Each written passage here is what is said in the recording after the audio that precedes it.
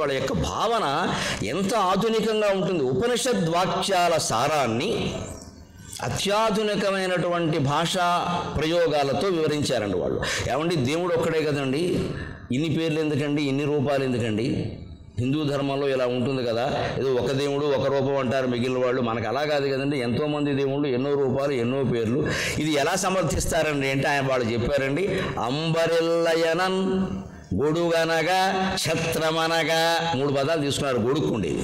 అంబరిల్లయనన్ గొడుగనగా ఛత్రమనగా ఆంధ్ర దేవ భాషాంతరముల, క్రమాలంకారం సరిగ్గా, అంబరిల్లయనన్ గొడుగనగా ఛత్రమనగా ఆంధ్ర భాషాంతరముల, ఒక్క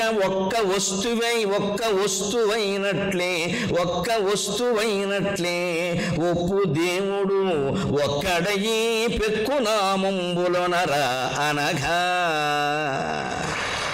గొడుగు పదార్థం ఉందయ్యా, వానలో పట్టుకుంటావు, ఎండలో పట్టుకుంటావు. దాన్ని ఇంగ్లీష్ వాళ్ళు అంబరెల్లా అంటారు, తెలుగులో గొడుగు అంటారు, సంస్కృతంలో ఛత్రం అంటారు. ఛత్రం పట్టుకుంటాడు కాబట్టి విద్యార్థిని ఛాత్రుడు అనేవారు, అందుకని ఛత్రం అంటారు.